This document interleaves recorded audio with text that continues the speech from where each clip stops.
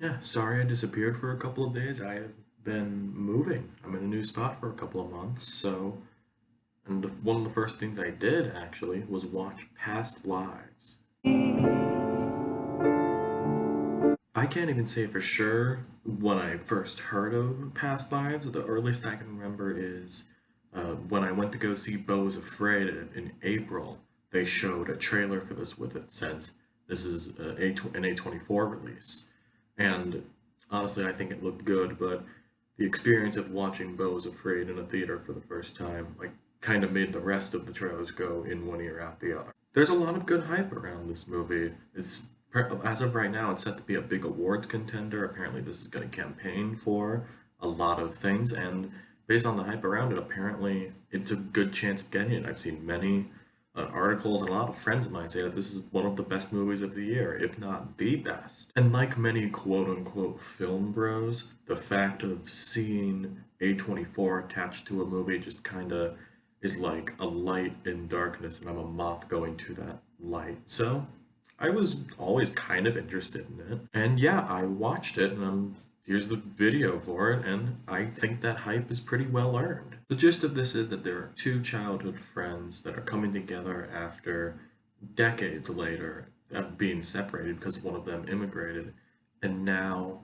they have moved on so much in their lives, they have progressed in their own lives, and no matter like what kind of instance they are, and they have to confront where they are now and even if it's worth it to stay in contact anymore. That was a little bit of a convoluted explanation, but I like what I wrote in my notes was the story of this is basically a massive string of what ifs, like mainly like what if we were together in our past lives, and there's a whole incredible thing about just how like the Korean subject of in yang, I believe, is what's in the movie, and it ties in incredibly well to the idea of this. The two lead performances in this are pretty spectacular. I think so.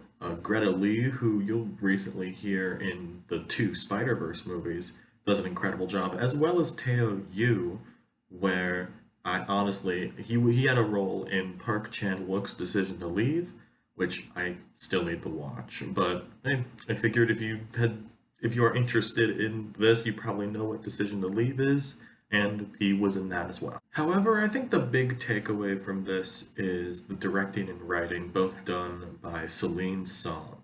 I hadn't heard that name before, so I decided to look her up, and apparently this is the first movie she's ever directed. Like, I don't know everything about her. I don't know if she's like done short films or anything like that. But when I looked it up, this is her writing and directorial debut. And this is something pretty incredible to be from a first-time director. When it comes to movies like this, for me personally, there has to have that emotional hook, probably in the first half, for me to like get invested and actually care about characters. Sometimes there are movies like this that just don't do it well at all, and they just fall flat for me. And I was afraid that was going to happen with Past Lives, but very lucky that that did not happen. It has that incredible emotional hook as well as like a very subtle editing shot closer to the end of the movie that just devastated me. I don't usually get into like the technical mumbo jumbo on this channel because I don't want to do that unless I think it's really important, and I think it's important in Past Lives to talk about this because the directing in this is very subtle and quiet. There's no massive blow-ups, like or emotional blow-ups in this like I had thought there was going to be. And I think the performances from Lee and Yu also really hone in on that subtlety and quietness of this whole movie and just really knocks that out of the park for me. I also wanted to shout out John Magaro, who's who's like maybe the most important supporting character in this. She is the female character Nora, the Greta Lee's character. He's her husband in this once we go down decades later. What is going on? I also wanted to shout out the score as well. I honestly should have put up who did it, and I forgot to before recording. The score was done by Christopher Bear and Daniel Rosen, where I had listened to Daniel Rosen's last album, You Belong There, and I did not know he was doing the score for this along with Christopher Bear, and they did an incredible job in this. It was also very subtle and quiet, but had this ambient feeling to it that I really enjoyed. There's also a great Sharon Van Etten song over the credits. I just like it. As I said earlier, this is apparently going to be pushed for awards season, like in a couple months.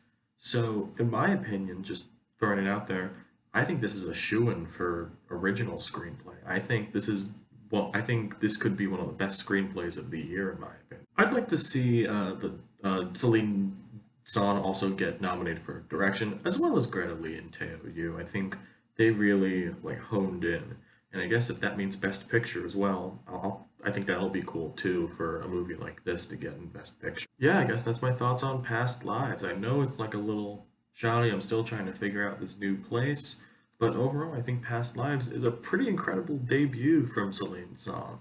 I feel like because we already know that she's working on her next movie, but the fact that this is where she's starting, on top of great performances from Greta Lee and Teo Yu, I feel like this could be a powerhouse filmmaker in the making right now.